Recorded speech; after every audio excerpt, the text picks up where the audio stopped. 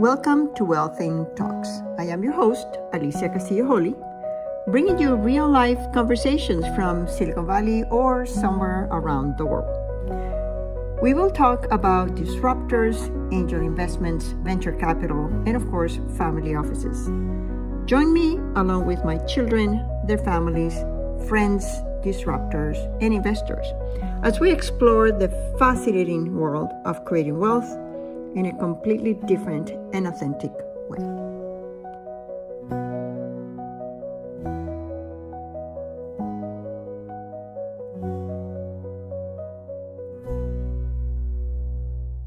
Well, thank you everybody for being here. Thank you, Mirree, for just participating with us. As I was telling you, I cannot believe we haven't met. I bought your first painting when I was still living in Australia on eBay, and I have your painting in my living room. I have another one in my bedroom. My kids have some of your paintings. My grandkids have painting with your notebooks. I bought the postcards. I think you're just one of the most prolific and amazing artists that I've ever met. An Aboriginal artist. I lived many years in Australia. I became Australian. So thank you for being here. Welcome, welcome, welcome. I'm honored to be here. I am really looking forward to it. Yeah. So let's start with how did you get to do this? How did you get to be here where you are now? Oh my gosh, it's such a long story. I've been doing this for like 3 decades now. I can't really, it only, but I still feel 17 when I first started. And see, it kind of really happened in a roundabout way, actually. Because my dream was to become a professional ballerina dancer. Wow. So for very, from the age of 6, I was studying dance and doing dance professionally and seriously for maybe about 6 years. And then I decided that wasn't for me. And then for many reasons, then I started playing the flute for about 4 or 5 years after that. And so it was very musical and very creative, and always had my mind focused on creative things. And then a lot of things happened in my childhood, and my father had a serious accident. He started doing oil painting in the shed.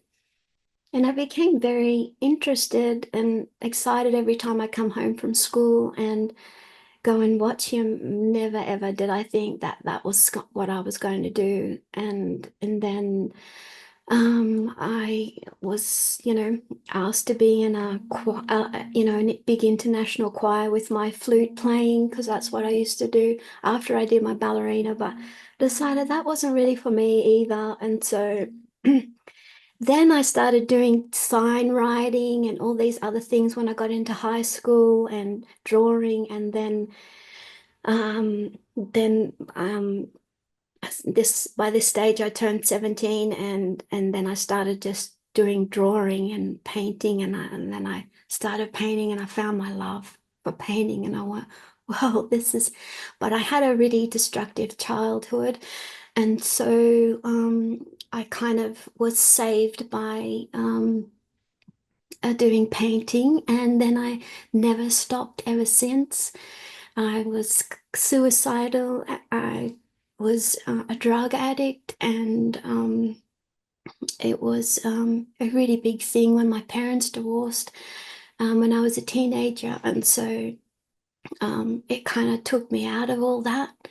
And I decided to do this seriously against everybody else's wishes around me. Where is that going to get you? You're not going to get anywhere. But Oh, I just felt like this light was like, this is what I was supposed to do, that this was part of who I was. And so I kept on doing it, and still, like many years, people hating on me. What are you doing? Where do you think you're gonna get with this? Being in abusive relationships and things like that.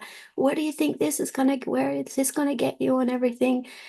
And so, yeah, still fighting and doing what I want to get done doing it. Like, it's like every time someone said, "You're not going to get it," it was just like, well, you watch me, I'm going to do it. So I got really stubborn and just kept on at it. And then all these years later, and and I just still can't believe it sometimes because, at times I still feel like I'm, you know, battling, but, you know, it's been so rewarding, even though after all these times and having all the challenges, when I am able to paint a painting and then the story comes to me in such a clear way, like through nature, it's like my whole life falls into place. And then I put it out, and then people say to me, "Mirree, how do you know this? That's exactly what's happening to me at this time." And I'm like, my Wow. gosh, I can't even tell you that because, and I'm also very firm believer in everything I do with is God, like through me. So yeah. Wow. And have you ever taken any formal painting classes? And so um, back when I was 17, I was in my hometown. Still only live like a couple of hours from my hometown. I did all the courses that I could possibly do when I was there, and they didn't have any university degrees back then. So I had to move to Newcastle, and so I did my Bachelor of Fine Art I was the first person in my family to go to university. And Wow. so I specialized in painting and Aboriginal art history because my dad grew up at the time when when they were taking all the babies away and the white assimilation. They wanted to Uh-huh. assimilate everybody into white society. And so my dad grew up in the thick of that. And he's the last surviving family member that lived off the land.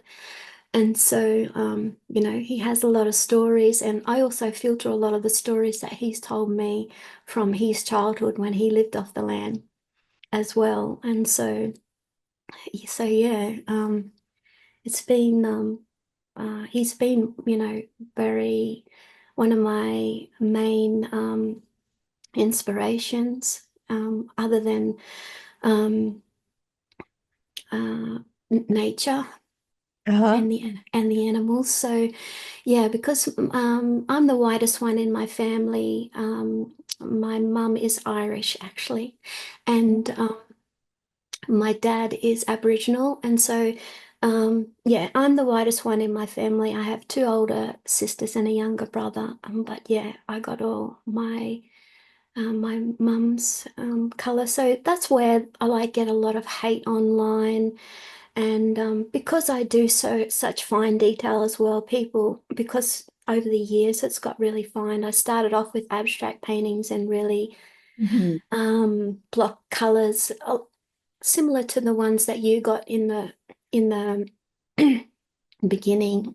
And then it kind of really went into really detailed works. And just recently my works have taken another change as well. But which, that is my next stage of evolution with my paintings that I'm yet to put out, but where I want to have more nature in there. Mhm. Yeah, so I've completely forgotten about the question now. That's okay. I mean, life is not linear. We go around, and Yeah. it makes great stories. How many hours do you paint? Do you feel inspired and you go and paint, or you sit down to say, I'm just going to do whatever comes? How does it work? Well, I try to get in nature 2 to 3 times per week. And so, because that is heavily my influence, is the energy and the experiences that I have in nature and the animals that I see in nature. And so that's how I get the stories that come with it as well. And So just probably over the past 12 months, there's been like a really huge personal changes that I've been going through, which have really impacted my work. So I've kind of like been doing other things and putting my works on pause because first time in my actual career have I ever felt like there's nothing. And I never felt like that before. And so I thought, okay, well, I'm just going to be still observing nature and still listening to the messages within nature, but I'm not going to act on it. Mm. And because I know that when I do, you know, things are so fast and they always happen in the moment. But because I went through so much in my personal life over the last 12 months, I just felt like I just needed to have a little bit of a back seat because it was also part of my evolution as an artist and bringing out the important messages that people always love to hear all the time. And, you know, it's not always easy because it's like, oh, always waiting for what's coming next, Mirree. What's next? And what's the next message that we need to hear? And I'm just like, well, you know, so.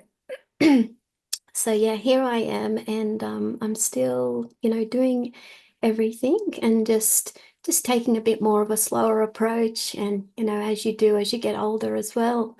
So um, yeah, but I just absolutely love doing it. Do you do any music or dancing? And so music is a huge part of my creativity. And so when I'm in the studio, I'm always listening to music. And I found that as I got older, now I absolutely love hearing the music that I used to dance to. It's because when I was a ballerina, I used to dance to the classical music, Black Swan and all that sort of Mhm. music. And as I started playing the flute, I was actually playing the music that I was dancing to. Oh, wow. And then when I started painting, I was listening to music. So yeah, it never left me. The music and the actual spirit of dance never left me because I felt like it all kind of came into my paintings and uh, and the energy of it as well because I've also done a lot of healing over the years as well. So I kind of like just put, instead of being like a hands-on healer, I kind of just put that into my paintings as well. But it's not something that I kind of tell people about because, you know, it's just kind of something that's just is all part of the process. Do you have any favorite theme or favorite painting? Yeah, birds is a really big get a lot of messages from birds and animals in particular as well. But yeah, birds are one of my favorite animals that I love to paint. And the area where I live is just like a lot of bird life, which is really inspirational. And yeah, just a lot of the deep messages come through, I feel, from the birds, but also the animals too. But yeah, they're my favorites. And I have my own little birds that keep me company because it's just me. So most of the time, I have them bossing me around. Yeah. What kind of birds? They're only little ones, zebra finches, Oh, finches. I thought it would be something more of Yeah, big ones. like Yeah. a cockatoo or something. Oh no, I couldn't not where I not in this place. I think they'd be getting into all. I do have a friend that has a white cockatoo though, Oh, so I do really? go over and visit. Yeah. When I lived in Perth, they were black cockatoos and they Yeah. were so noisy. Yes, they Yeah. are. Yeah. And what are the birds that are gray and pink? Galas. And pink galahs, yeah. Oh my gosh, they made a mess in the garden all the time. I Yeah, thought, and they live to 100 years. no kidding. No, yeah, and so they're Wow. people that like in relation to size and having to look after such a it's like a historical bird, like very big. And so Yeah, there's flocks of them that fly over here. Black cockatoos, pink galahs, um, white cockatoos. Oh, there's Para, just you have kookaburras? so many, yeah. Kookaburras, magpies, Oh, yeah. um, parrot, swift, yeah, all sorts. Parakeets, yeah. Yeah. Well, Australia is big on birds. Actually, a lot of people don't hear about the birds. They hear about, the kangaroos, the koalas, Wombats, yeah. and the Kangaroo, sharks, and the crocodiles, koalas, yeah. spiders, and yeah. But yeah, the birds are just amazing. Do you like to paint flowers as well?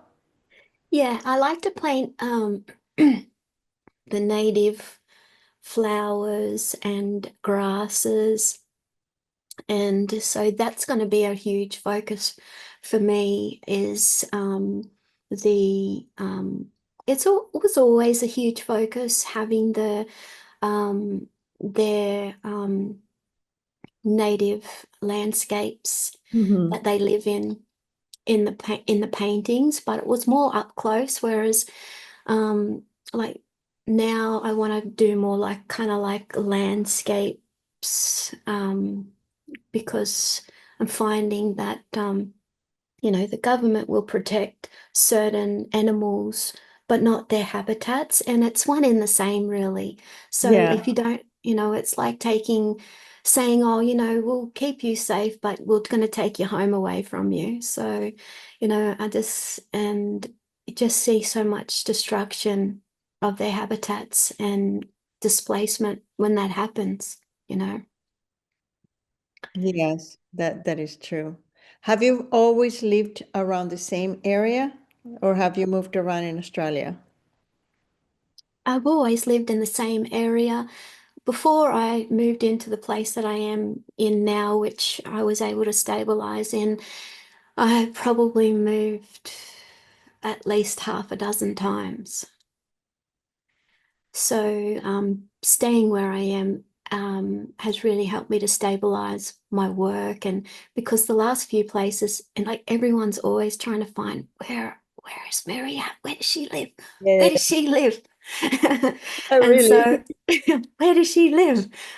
Even my family. So, and it's important for my work to be isolated. Like, as much as I love being around people, um, it's just part of my work. So, yeah, I'd have to have a certain level of isolation and peace and quiet. Yes.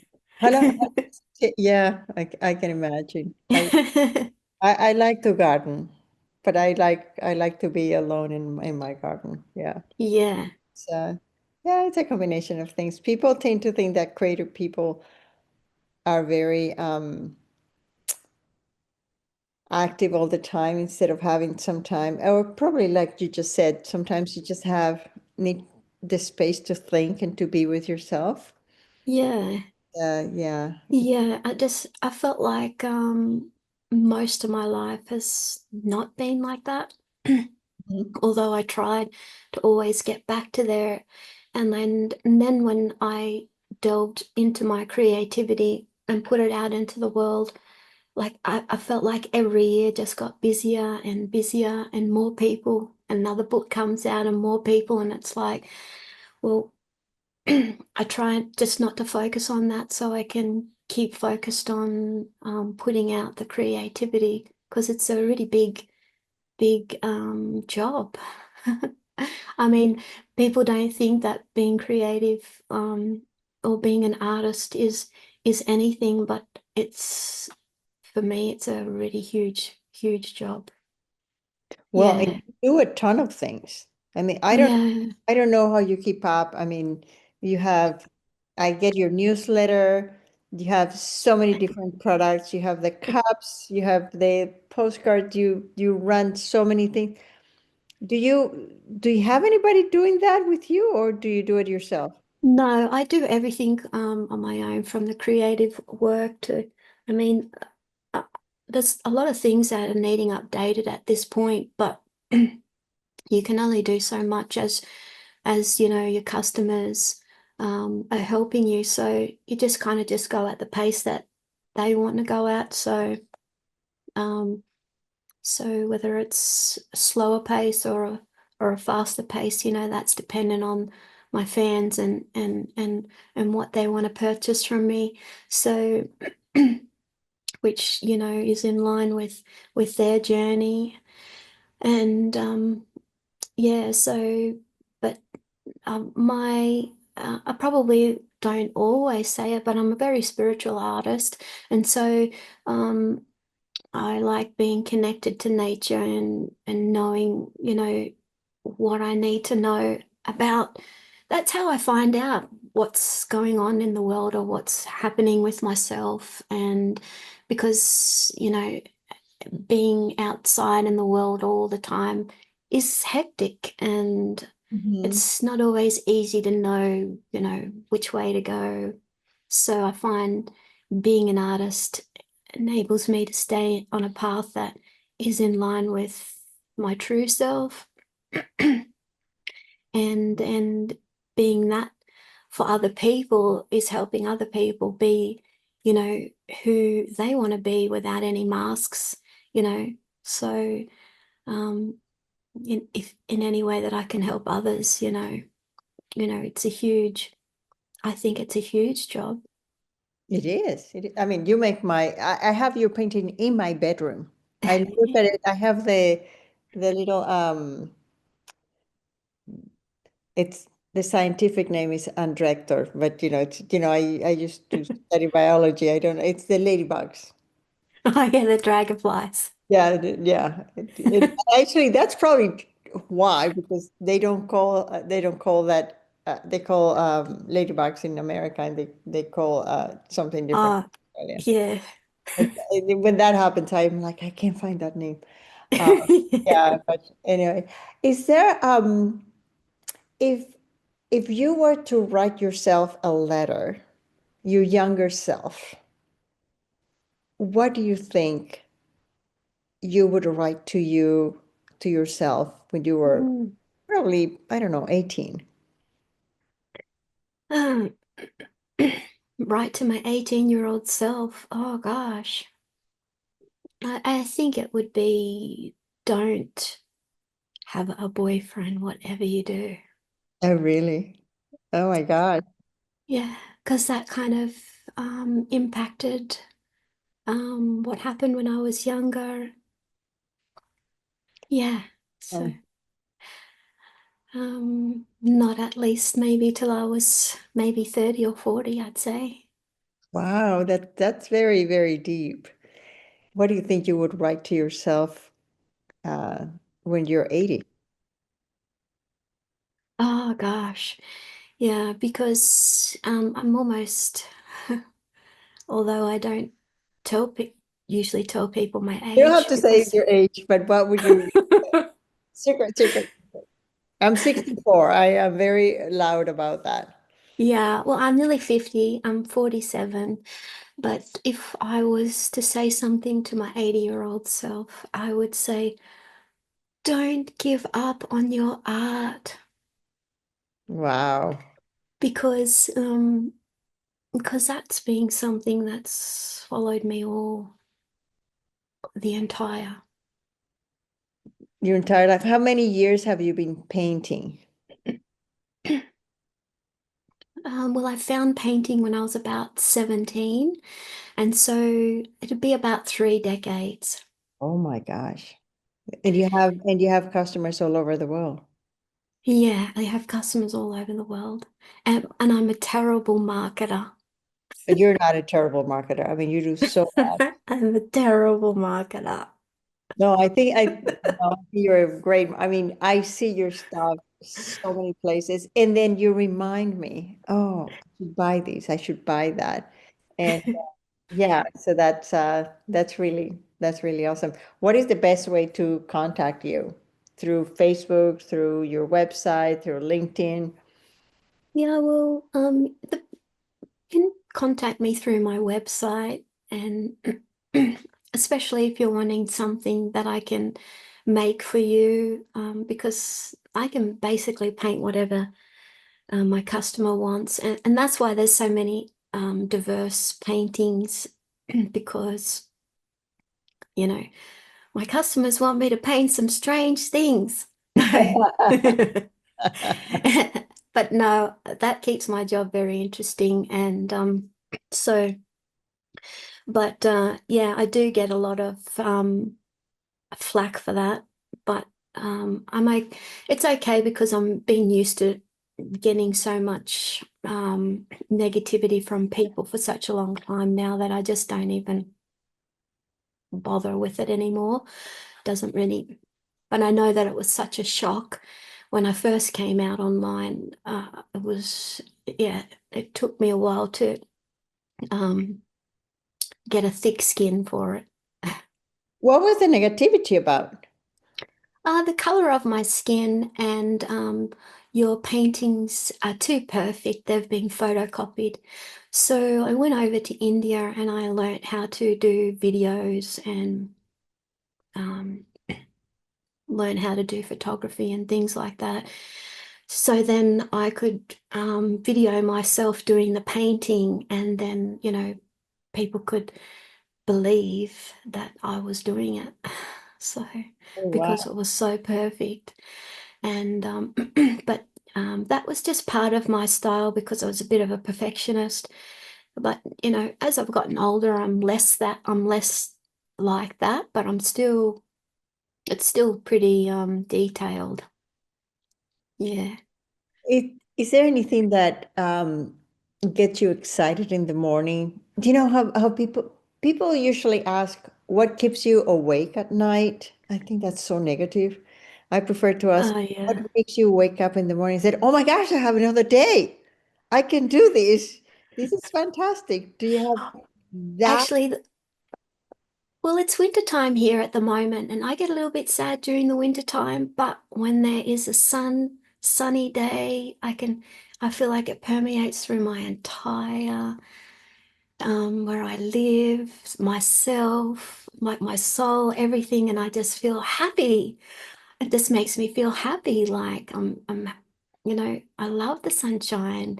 I think we take it for granted, and so when we're in the winter time, when the sun comes out, it's like, oh my gosh, it's a miracle. Yeah. No, I agree with you. I think we get that uh, from the plants, from evolution, because the plants get excited with the sun. That's how they eat. Uh, Yeah, so they make their food, and I think I we. know it sounds simple, but it is, you know, that's gets me excited lately. Oh, no, that's fantastic.